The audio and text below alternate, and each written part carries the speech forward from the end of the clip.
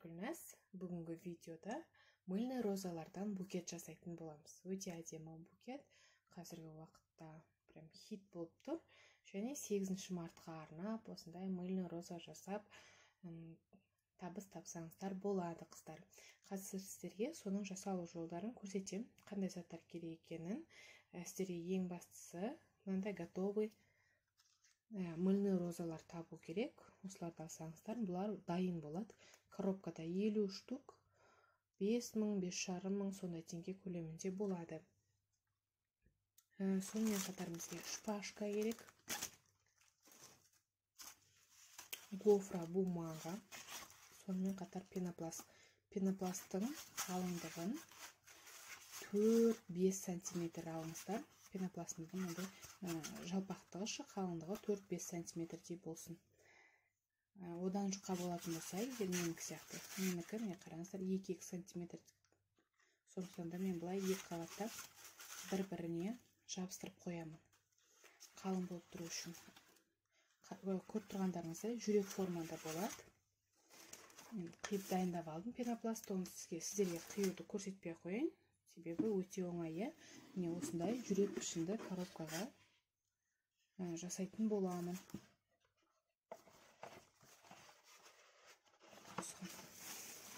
Алдымен бізге бұлай гүлдерімізді дайындап алу керек. Гүлдердің өздері, бутондары мынандай болады, және бұлай кішкентай тесігі болады астында. Осы жерге біз шпажкамызды термоклеймен отырғызамыз осы жерге бұлайнан. Құры егер өзін ғана суға салатын болсаңыздар, мынау кейін түсіп қалуы мүмкін бас жағы. Сондықтан да міндетті түрде термоклеймен кигізетін кезде термоклеймен жабыстырамыз. Қазір оны да көрсететін болам. Керек мынандай қылып шпажкаға кигізіп шығу керек. Ол үшін шпажкамыз ұзын ғой. Бұлай қиып аламыз. Менде немнің коробкамның биіктігі осындай. Коробканың биіктігімен бірдей қылып алдым. Себебі бұл қысқа, көріп тұрғандарыңыздай қысқа бір 7 см-дей, 8 см-дей ғана болады биіктігі. Жүрек формада. Ал егерде сіздер мынандай ұзын, домалақ ұзын, 4 бұрышты сияқты басқа формада, яғни биіктігі ұзын болатын коробкаларға жасайтын болсаңыздар, онда соған сәйкес шпажкаларыңыздың ұзындығында ұзынырақ қиып аласыздар. Барлығының түбі бірдей, былайнан әдемі болып қиылу үшін біреуін қиып алдыңыздар ғой, сосын келесілерін сонымен бүйтіп өлшеп отырасыздар да. Былай қашымен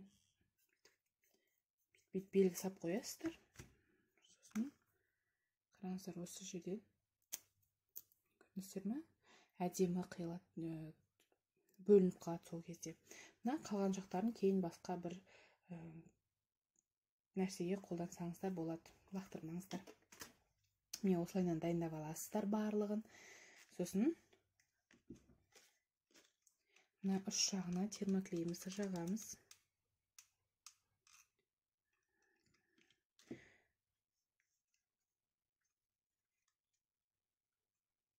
Қатты аз да емес, көп те емес құйып аласыздар да, мынаның астына кіргізесіздер. Осылайнан бүйтіп.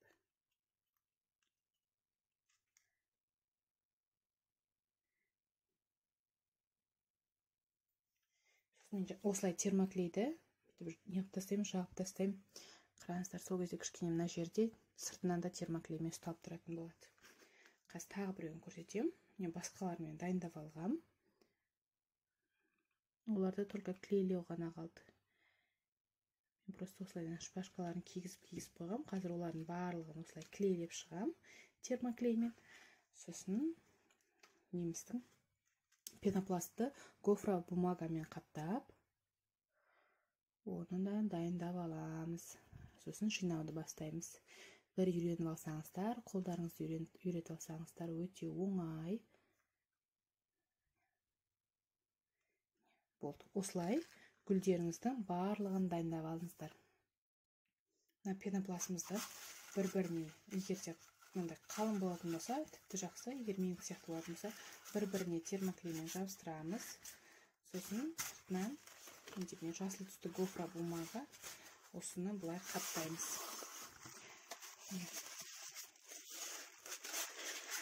Осылайна жан-жағын барлығын термоклеймен жабыстырып қаптап аламыз, қыздар.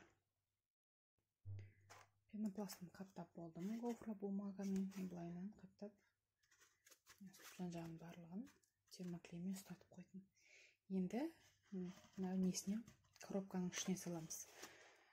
Ол үшін бізге коробканың жан-жақтарына термоклейден жағып шығу керек бұлайнан.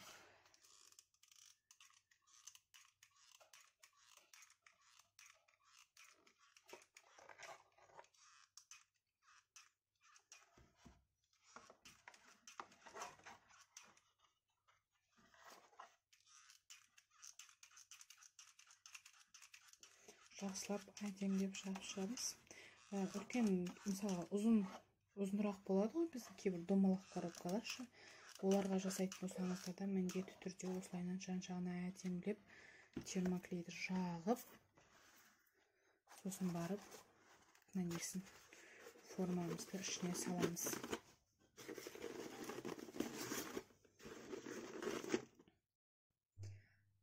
Букетімізді жинауға арналған коробкамызда гүлдерімізді дайындап алдық. Ал енді әдемі букетімізді жинауға кірісеміз, қыздар. Егер де менікі сияқты нелеріңіз, коробкаларыңыз жүрек формалы болса, онда міне мына тұстан бастаңыздар.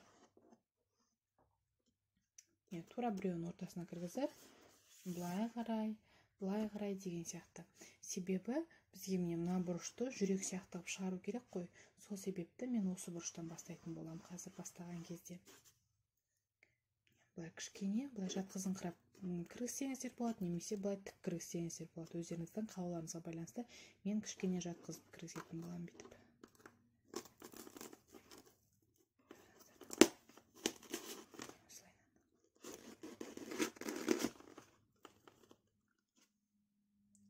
Өстіп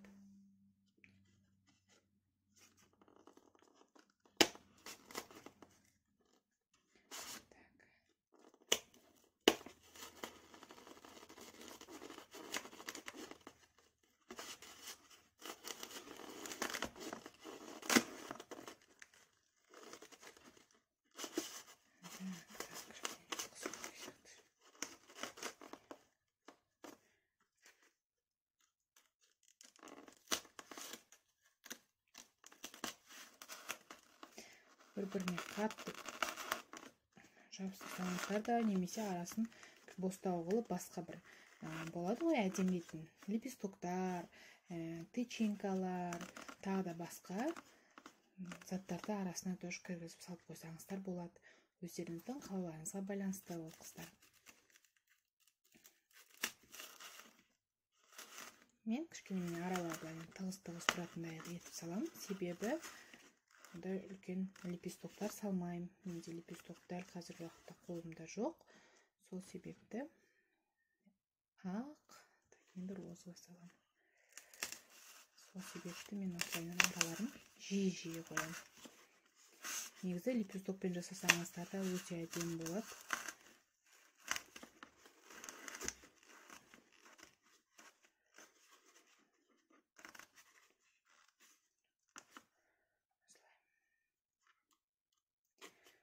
Көріп тұрғандарыңыздай, қыздар, ешқандай қиындығы жоқ.